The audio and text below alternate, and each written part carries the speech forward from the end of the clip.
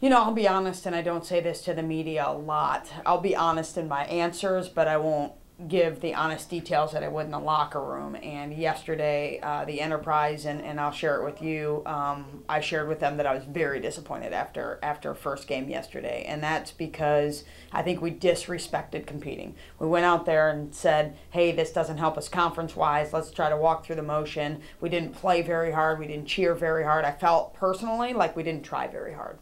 So I kind of laid into him in the locker room and said, hey, if I'm wrong, you let me know.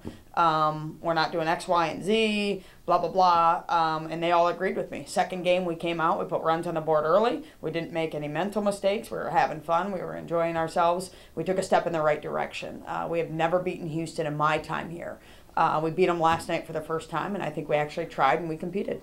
Yeah, you know, and you hit the nail on the head and said we're the non-conference where this doesn't really matter. And I think that's how the girls took it, to be honest with you. And I know those are just words you kind of use to throw around. They don't matter in regards to wins-loss in conference. They do matter in regards to Houston helps us win championships. Why?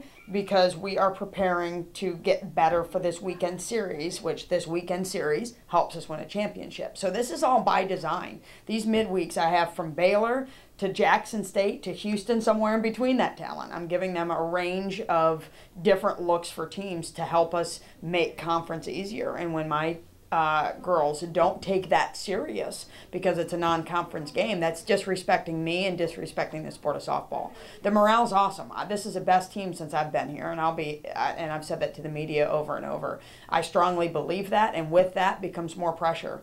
There's more expectations, and I think they put that on themselves. I certainly am putting them that on them this year. Our goal, all conference, is win the series, and we did not do that against Abilene. Sweeping this past weekend against UIW, I think we got ourselves in a better direction, and I think we're back to even now, which means I think we've won every series. Moving forward, the same holds true for Northwestern. Northwestern was a conference winner a couple years ago. I think they won regular season last year, if I'm not mistaken. They are a very, very good squad. What can we expect against Northwestern? And this is what I told my team. They're not flashy in any department, and I don't mean to disrespect Northwestern when I say that. That's actually a compliment. They hit very well. They play defense very well. They have 2 or 3 pitchers that pitch very well. They don't do anything wrong. That's the problem, is they don't do anything wrong. What are we going to need to do to overcompensate for them? We're going to need to pitch well like we did this past weekend. Knapp and Luna stole the show. Lauren Danley last night in Game 2 stole the show. We need to pitch well. What do we need to do on top of that? We need to hit.